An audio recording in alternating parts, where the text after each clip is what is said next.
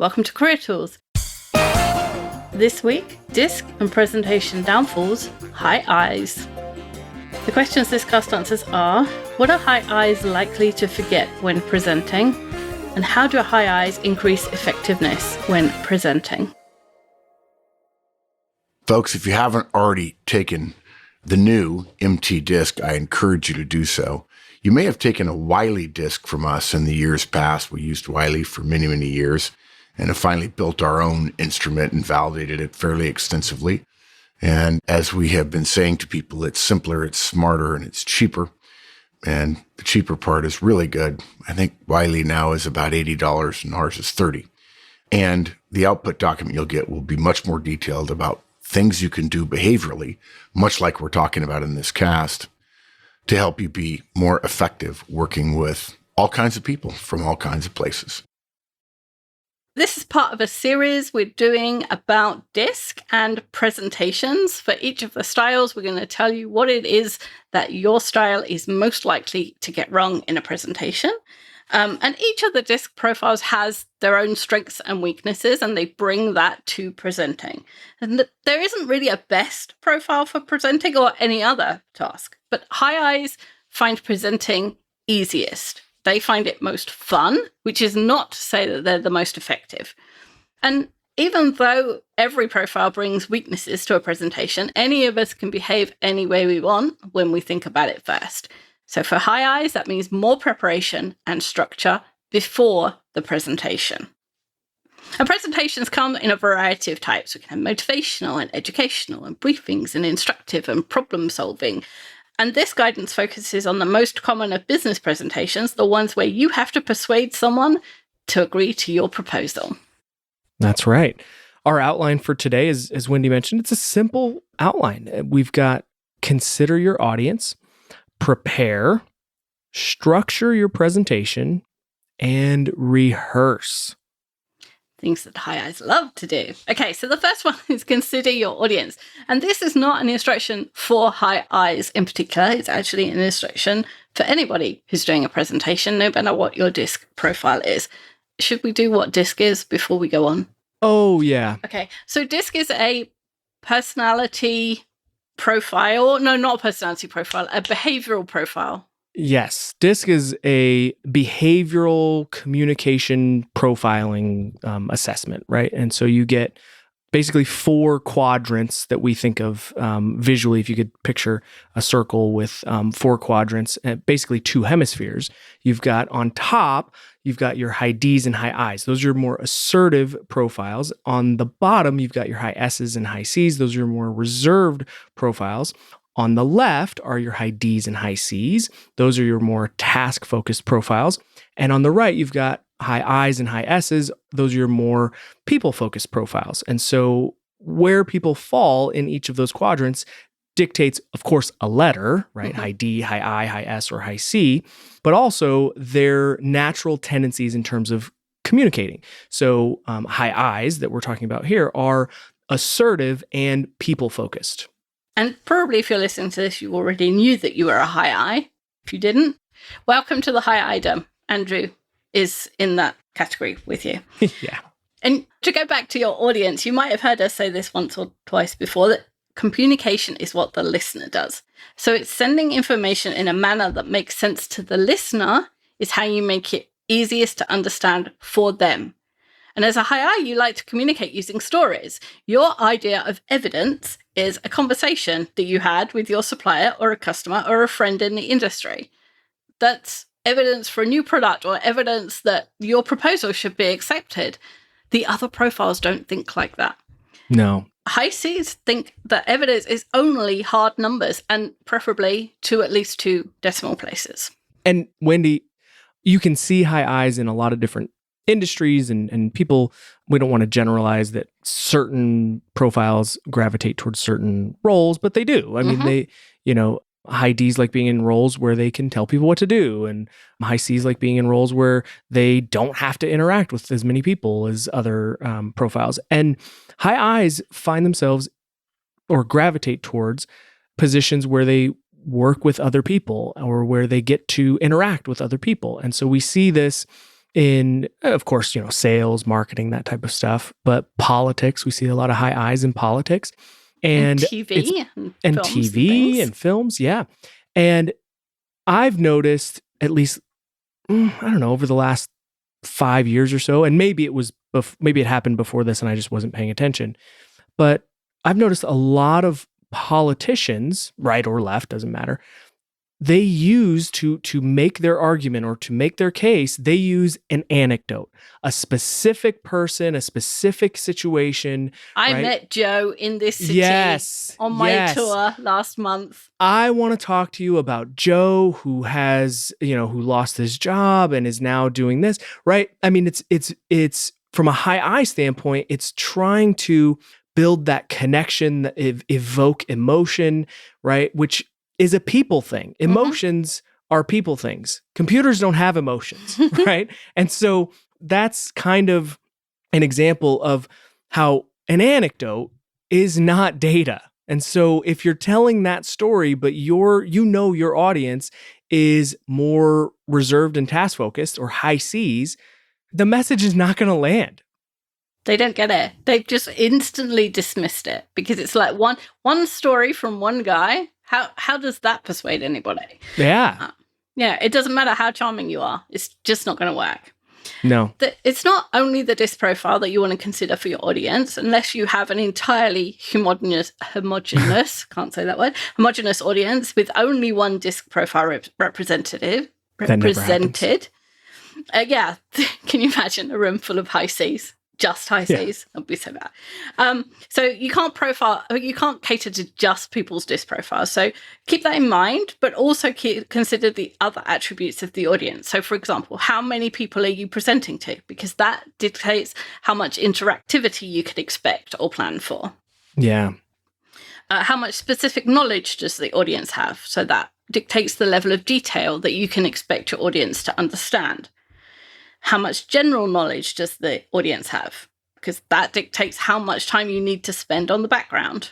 Yeah, building your case absolutely. Why does the audience believe that they're attending this presentation? That's another one. That dictates how much time you'll need to spend directing their attention where it needs to be. What else is this audience doing on this day?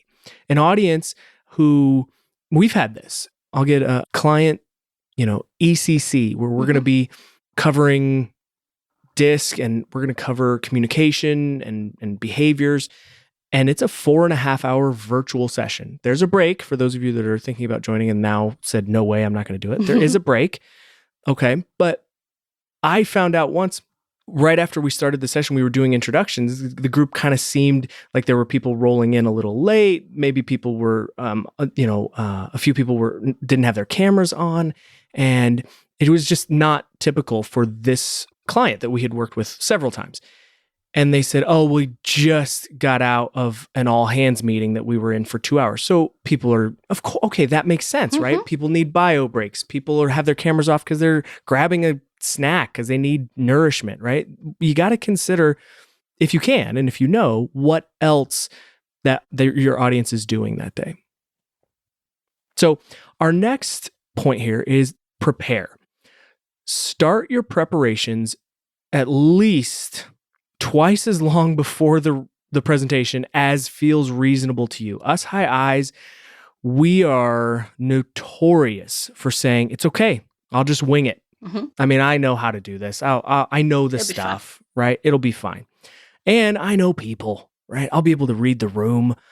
And the problem is that you likely, if that's what you're telling yourself, it's probably because you've been successful that way, right? You've been able to, or at least you think you've been successful that way. And so kind of flying by the seat of your pants and ad-libbing and throwing things together, you take that to be evidence that your way works. I happen to be a weird high I, high C combo. So I like preparing, but other high eyes that I interact with constantly tell me if I prepared, it wouldn't be as good as if I flew off the... Baloney! That is the biggest excuse for not having to prepare that I've ever heard. Yeah. And the thing is, you've never tried it the other way. So you have no proof whatsoever. Yeah, exactly. the bottom line is things that you've prepared, rehearsed, when you've said words out loud and you go, ooh, that sounded good. Mhm. I got to remember that's how I want to say that. Or you say words out loud and discover you can't pronounce them and wonder why you put them in podcasts. Yeah, that happens too. Yeah. So the bottom line is just try it this way once, okay? Write us afterwards. Let us know that your way works better. Happy to take those customer service emails. But preparation gives you the time and the space to consider what's going to work best, rather than using whatever comes to your mind in the moment. Preparation gives you the time to have the charts and the graphics that support your point and have them, proofread by someone who may be in the audience or maybe, of the same kind of demographic or group that's in the audience, same team. Preparation gives you the time to have those binders printed so that you have something that's nice and presentable and professional and maybe even fancy to give to people. Presentation gives you the time to structure your thoughts so that others can follow them logically, so that they make sense. And again, that's tough for high eyes because High eyes like to go off on tangents. we go all over the place and we say to ourselves, all the water's going to end up in the ocean, Yeah. right? We're all going to get there. and people are going to enjoy them. Yeah, sometimes we need a few stories, mix it up, If we can't just get to the end. Otherwise, we'd only be here for a half an hour. We need to be here with all these people for 2 hours. So yeah, the preparation is what helps. It also means that you have a better idea of how long it's going to take to get through your material, to get from one slide to the next. How much time am I going to spend on this one slide? Does that mean maybe I need 2 slides, right? Whatever, right? There are parts where, you'll have to cut time and you'll have to, and ideally, that ahead of time. So you're not cutting out the parts that are important. I know when I present a full day EMC, I love talking about feedback and I can get a little long on feedback. So I know where I need to, I really know that agenda well so that I know, hey, if I happen to go long, this is what's going to happen. Or if we get through one-on-ones, which is the first part of the agenda, and I don't have a lot of questions, people seem to be on board, they're doing one-on-ones already, I know, good, more time for feedback, Yes. right? But I don't know that if I have not done this stuff over and over and over again to understand where my pitfalls are, where my points that usually prompt questions arise, right? So, yeah. The presentations that you're most impressed by are the ones where so much work went in beforehand. And you may not even know how much exactly. work has gone into those. Yeah. It's ridiculous. We've already covered considering the audience, but here's some more things to think about when you're beginning to prepare. How long do you have? Where will you be presenting? What facilities and equipment will you have available? What information do you need from others to create your presentation? What do you want to have created or printed before the presentation? Things that take time, it helps if you think about those things ahead of time. Things that could potentially also take away from the presentation or distract from the material in the moment. I was doing some research on something the other day, completely random. It doesn't matter what it was, but there was a whole bunch of people that were charging $3,000-$5,000 a day for their services, and they had spelling mistakes on their websites. And every time I saw it, I was now. We probably have spelling mistakes on ours, to be fair. Oh, yeah, for sure. It's really easily done. But when it's on the homepage and it's really big and it's like the big writing, you just think, are you really worth $5,000? It's the little things that people notice. Well, and we talk about this when we talk about resumes, right? I mean, if the first sentence on your resume is detail-oriented professional looking for, and we don't recommend that, but if that's what is on your resume, and then you have grammar or spelling or syntax errors, in the next few sentences, I mean, you might as well have handed your resume to somebody and said, "Here, can you throw this away for me? Because I can't. I don't want to." Yeah. Right? I mean, yeah. Folks, if you're listening to this cast, if you've taken MT Disc, the next step is to come to an effective communicator conference. The design of the conference is, we've won awards for it. It's very, very hard to teach people how to change their communication skills, how they behave when they're communicating without having them practice. So, oh boy, is there a lot of practice. We'll have you practice how to observe other people for facial expressions and body language. You'll be shocked by how good you'll become at it, how quickly you'll do so, and how to analyze other people's behaviors to understand rather than judge, and then how to make small adjustments in your own behaviors so you can tailor your delivery to someone else. Single most important thing I ever learned in my professional career about interpersonal tactics. I hope you come to the website and sign up. Now we've thought about a little bit about how we're going to do this presentation. The next thing is about structuring the content of your presentation.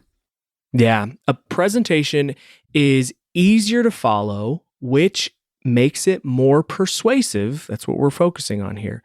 If it's structured well, like your best jokes, and I love jokes, a presentation needs a beginning, a middle, and an end.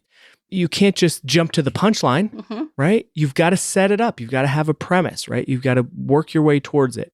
And jokes work best when they have like a surprise or a twist punchline at the end.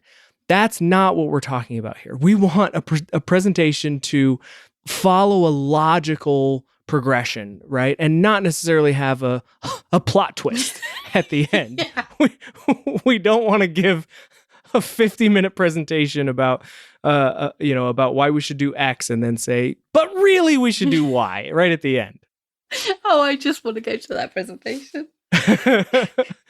So we want it to be logical. We want it to make sense. We want the conclusion to make sense to the audience. So think of it like a funnel.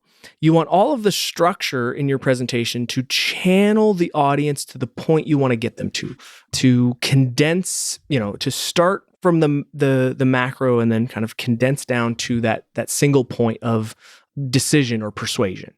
And the first question to ask yourself when you're preparing the content is, what is the purpose of this presentation? And even if it's just your boss's weekly meeting, you can have different purposes for the same briefing each week. So in one week, your purpose might be to help your peers understand the customer mix. In the next week, it's to help them understand that sales are high and you see a potential bottleneck in a couple of months. You might be trying to persuade your boss to hire another salesman, in which case you might have the same purpose for a couple of weeks in a row, like showing the numbers of sales lost because of missed phone calls, for example. So you need to know what the purpose is so you know what to emphasize, what to include, and what to leave out. Yeah, once you know your purpose, you can craft your opening statement to support that purpose. The maxim, tell them what you're going to tell them, and then tell them what you told them, is a cliche for presentation structure because it works. An opening statement might sound like, sales are up and we have reasons to be optimistic about the next 6 months. It could be, sales of our new product are higher than expected, necessitating further equipment purchases. It could be, customers report issues with the new module. I'm concerned about our technical response. Your major points in the body of the presentation will then break down and support that opening statement. For example, sales are up and we have reasons to be optimistic about the next 6 months. All right, sales are up 5% year over year and 10% quarter over quarter. Maybe nice to have a chart there to illustrate that. Mm-hmm. Reasons to be optimistic. 60% of customers return to us to make a repeat purchase. Total growth in the industry is 7%.